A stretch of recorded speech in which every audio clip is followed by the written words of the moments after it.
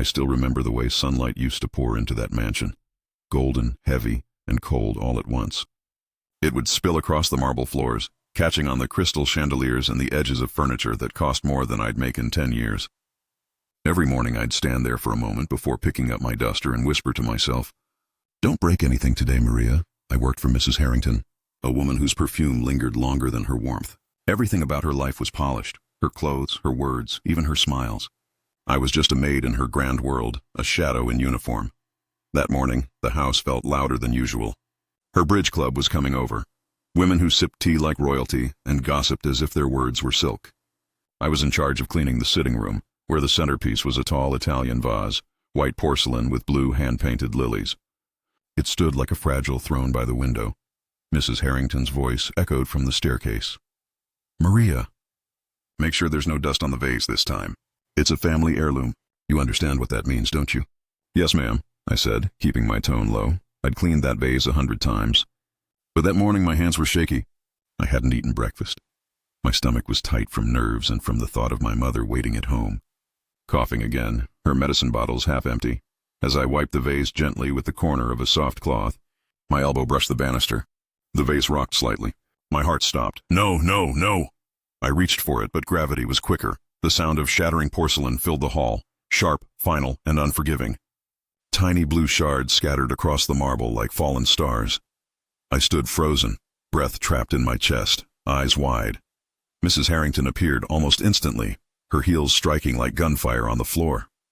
Her gaze fell to the broken vase, then to me. "What have you done?" Her voice wasn't raised, but it cut through me like glass. "I'm so sorry, ma'am." "It slipped. I slipped," she hissed, stepping closer. "That vase was from Florence. It belonged to my husband's family for 3 generations. "I'll pay for it," I stammered, knowing full well my entire year's salary wouldn't buy even the stand it sat on. "Pay for it?" Her lips curled. "You couldn't afford a single piece of it." The other maids had gathered by the doorway, quiet, eyes lowered. I wanted one of them to speak, to tell her it was an accident. No one did. "Pack your things," she said coldly. "You're finished here." My knees went weak. "Please, Mrs. Harrington. I need this job. My mother's sick and not my concern. Get out." She turned away, leaving me in the echo of her perfume in the silence of my ruin.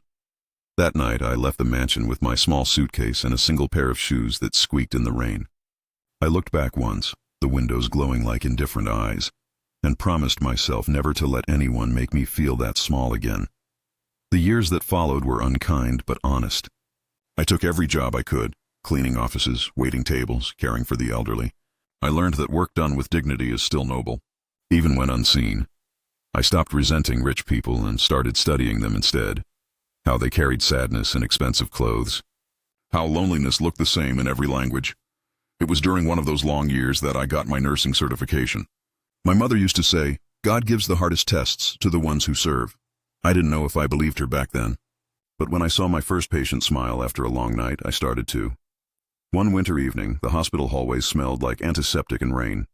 I was finishing a double shift when Nurse Clara rushed over, holding a chart. "Maria, we've got a new patient. Post-surgery. Needs monitoring in room 206. VIP case." I nodded, weary but compliant. "Got it." I didn't even glance at the file. I just wanted to finish my rounds and rest my aching feet. When I entered room 206, the first thing I noticed was the sound, the steady, fragile rhythm of the heart monitor. A woman lay on the bed, pale as linen, her hair silver and perfectly set despite the hospital gown. I moved quietly, adjusting her blanket, checking her IV line. Then I saw her face. My hands stopped mid-air. Even after all these years, I knew those eyes. That sharp nose, that stillness that came from years of command. "Mrs. Harrington." I almost dropped the clipboard. My breath hitched as memories came rushing back. The vase, the humiliation, the words that had haunted me. You couldn't afford a single piece of it. But now she was the fragile one. Her hands trembling, her lips pale, her life hanging by wires and machines. "Maria?" Nurse Clara peeked in. "You good?" I nodded quickly. "Yes, just surprised." She left, and I stood there in silence, watching the woman who had once broken me. Fate, I realized, doesn't knock. It circles that night. As the world outside froze under sleet and streetlight, I sat by her bed, adjusting the monitors, changing her drip, doing what I was trained to do, but my thoughts were louder than the machines. Would she remember me? Would she care? Would she even apologize if she did? Every hour I reminded myself, You're a nurse now, not her maid. Still, when she stirred in her sleep and murmured something about tulips, the very flowers that once stood in that broken vase, I had to step outside to breathe. The universe, it seemed, had a strange sense of justice. When I came in the next morning, the room smelled faintly of lilies. Someone must have brought flowers. I checked the vitals chart, then looked at the woman in the bed. Her eyes were half open now, clouded by age but still piercing, still sharp. "Good morning, Mrs. Harrington," I said quietly, almost automatically. Her head turned slightly, her gaze moving across my face. For a second I thought she didn't recognize me, and maybe that was for the best. But then her voice, soft and raspy. "Maria?" The sound of my name from her lips after so many years made something inside me twist. "Yes, ma'am. You're at St. Joseph's Hospital. You had surgery 2 days ago." "I'm your nurse now." She blinked slowly, her expression unreadable. The heart monitor ticked in rhythm to the silence between us. "My nurse," she murmured, as if tasting the irony. Of all people, I didn't reply. I adjusted the drip line, kept my movement steady, the same way I had once dusted her furniture in silence. "You're still serving," she said quietly, eyes fluttering shut. "Some things never change." Her words stung, but not in the way they used to. I wasn't angry. I was sad. Sad for her blindness, for all the years she'd lived in her glass world. "I'm not serving, ma'am," I said softly. "I'm helping." She opened her eyes again, studying me. Something flickered there. Pride? Guilt? Maybe both. "You should hate me," she whispered. I did, I admitted, for a long time. The honesty hung between us like the scent of antiseptic. Clean, cold, unavoidable. And now? I met her gaze. "Now I just hope you get better." Her lips trembled, and for the first time I saw not the lady of the mansion, but a lonely old woman, scared and small beneath the sheets. Over the next few days, I became her primary nurse. At first she said little, but slowly, as the medications balanced and her strength returned, she started talking again. This time not with orders, but with stories. She told me about her late husband, how she'd felt trapped in the mansion after he died, how everything beautiful started to feel like a burden. One afternoon, while I helped her sit up, she glanced at my name tag. "You know, that vase you broke," she began, her voice trembling. "I lied when I said it was a family heirloom. It wasn't." I paused, unsure if I'd heard right. "It was a gift from my husband," she continued. "But after he died, it became the only thing I thought I had left of him. When you broke it, I wasn't angry at you, Maria. I was angry at everything. Angry that he was gone and that I couldn't control it." Her eyes filled with tears. "I shouldn't have fired you. I was cruel." I swallowed hard, feeling the ache in my throat. "You were grieving," I said gently. "That doesn't excuse it." "No," I said. "But it explains it." We sat in silence for a long moment. The heart monitor beeped softly, steady and alive. Then she reached out her trembling hand, the same hand that once pointed me to the door, and touched mine. "Thank you for still being kind to me," she whispered.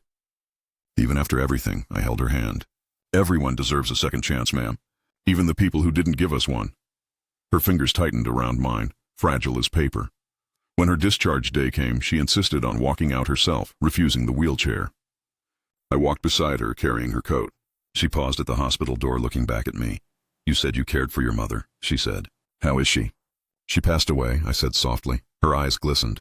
"I'm sorry, Maria," I nodded. "She always told me to forgive people before time does it for us." That made her smile faintly. Wise woman. She reached into her bag and handed me an envelope. "This isn't charity. It's an apology for the vase and for the years I stole from you." I didn't want to take it, but she insisted, her gaze steady. "Please," she said, "let me do something right before I go." So I accepted it, not for the money, but for what it meant. A closing of a wound that had been open for far too long. Months later, I got a letter in the mail.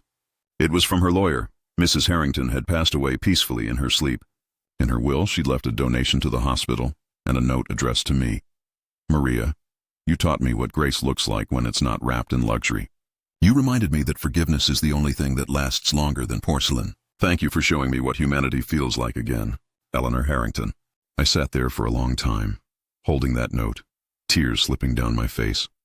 In my heart, I heard my mother's voice again. God gives the hardest tests to the ones who serve. Maybe she was right. Maybe this was the test I'd been meant to pass, not the one about breaking something fragile, but about mending something invisible. That night, as I walked home, the city lights shimmered through the rain like shards of that old vase, but this time, I didn't feel small anymore. I felt whole. If this story reminded you that forgiveness heals deeper than revenge, subscribe to Tale Story House for more stories that touch the heart.